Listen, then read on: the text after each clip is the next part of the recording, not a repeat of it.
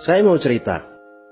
Ada dua orang sahabat yang tinggal di sebuah desa kecil di Italia. Sebut saja nama mereka adalah Pablo dan Bruno. Mereka adalah anak muda yang memiliki impian yang tinggi.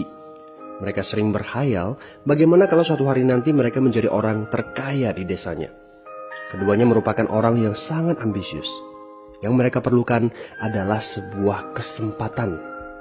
Pada suatu hari, kesempatan itu pun datang. Kepala desa memutuskan untuk mempekerjakan kedua anak ini untuk membawa air dari sungai ke sebuah penampungan air di tengah desa. Keduanya masing-masing membawa 2 buah ember dan segera menuju ke sungai.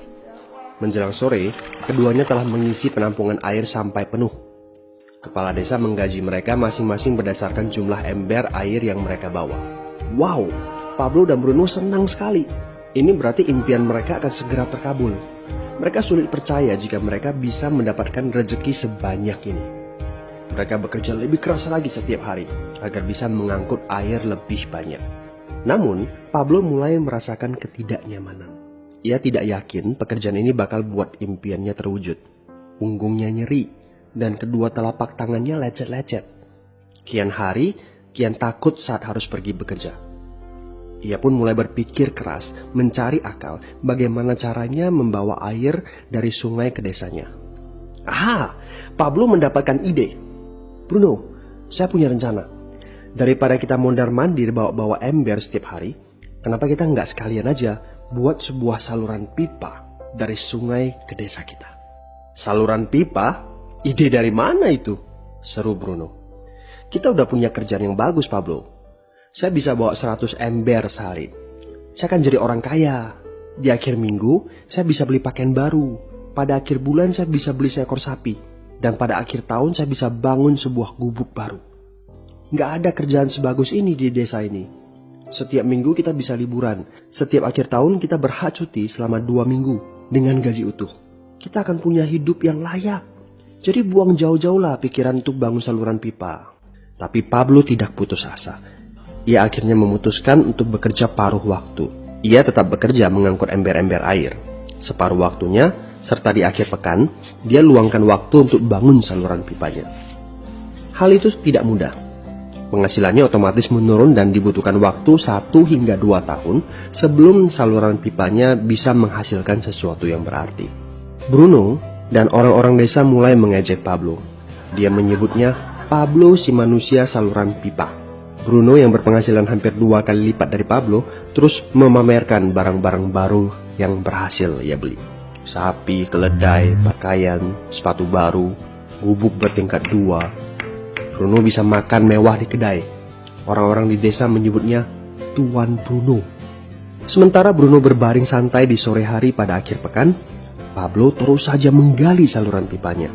Pada bulan-bulan pertama, Pablo memang tidak bisa menunjukkan hasil dari usahanya.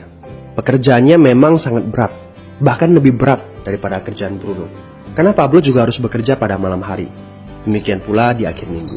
Tapi Pablo selalu mengingatkan pada diri sendiri bahwa impiannya dibangun berdasarkan pada perjuangan yang dilakukan hari ini. Dari hari ke hari, dia terus menggali, inci demi inci. Sedikit demi sedikit, lama-lama jadi bukit. Dari 1 inci kemudian menjadi 1 kaki. Kemudian jadi 10 kaki. Kemudian 20 kaki, 100 kaki, dan seterusnya. Bersakit-sakit dahulu, senang-senangnya kemudian. Demikian dia terus menyemangati dirinya sendiri. Sepulang kerja, tubuhnya lelah sekali. Fokus pada hasilnya. Kata-kata itu terus ia ulangi dalam hati setiap hari saat dia pergi tidur. Sementara dari bar di desa itu terdengar gelak tawa mengiringinya ke alam mimpi.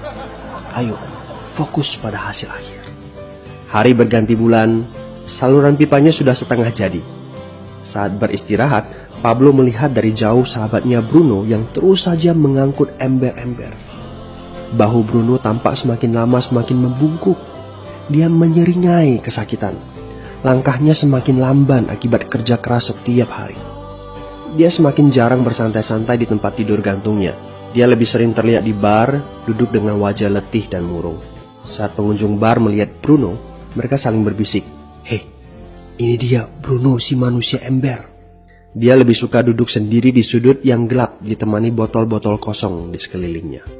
Akhirnya, saat bahagia Pablo pun tiba. Saluran pipanya sudah rampung. Orang-orang desa berkumpul saat air mulai mengalir dari saluran pipanya menuju ke penampungan air di desa. Sekarang, desa ini sudah bisa mendapatkan pasokan air bersih secara tetap. Pablo tidak perlu lagi membawa ember. Artinya, airnya akan terus mengalir, baik dia sedang bekerja maupun tidak. Air itu mengalir saat dia makan, saat dia tidur. Air itu mengalir di akhir minggu ketika dia asyik bermain.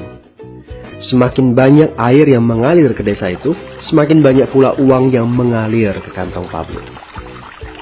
Apa moral dari cerita ini? Pertanyaan yang paling penting untuk kita renungkan adalah, siapakah Anda? Seorang pembawa ember atau seorang pembuat saluran pipa? Apakah Anda hanya mendapatkan penghasilan jika Anda datang ke tempat kerjaan, seperti Bruno pengangkut ember? Atau Anda termasuk orang yang bekerja hanya sekali saja, kemudian Anda dibayar terus-menerus, seperti Pablo pembuat saluran pipa? Jika Anda termasuk orang kebanyakan, itu berarti Anda bekerja dengan menggunakan pola pembawa ember. Anda membarterkan waktu untuk mendapatkan uang. Maksudnya, bekerja 1 jam dibayar per jam, bekerja 1 bulan dibayar per bulan, bekerja setahun dibayar per tahun. Masuk akal kan?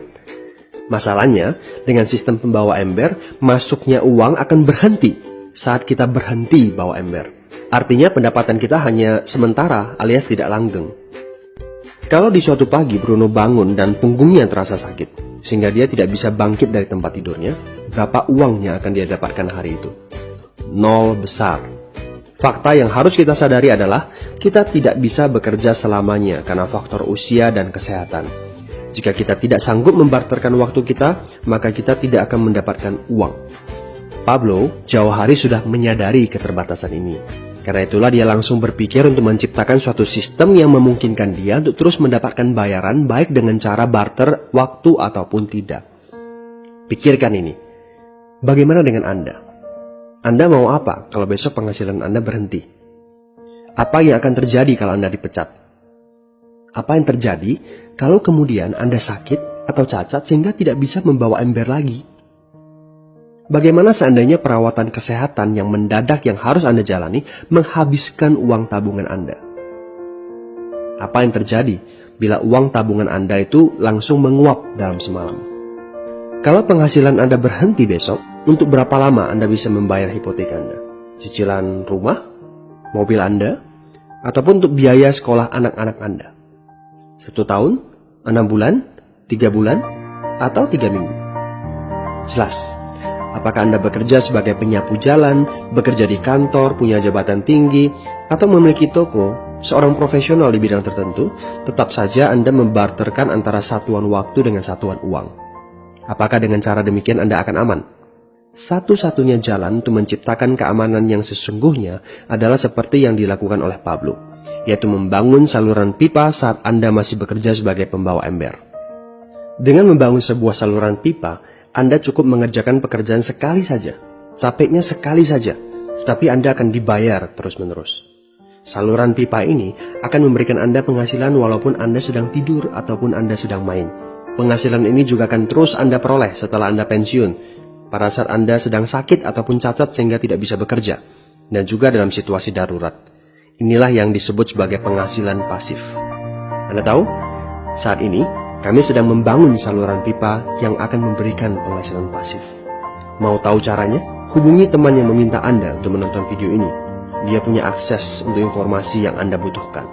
Mintalah video lanjutannya, atau jika memungkinkan, bertemu langsung dengan teman Anda.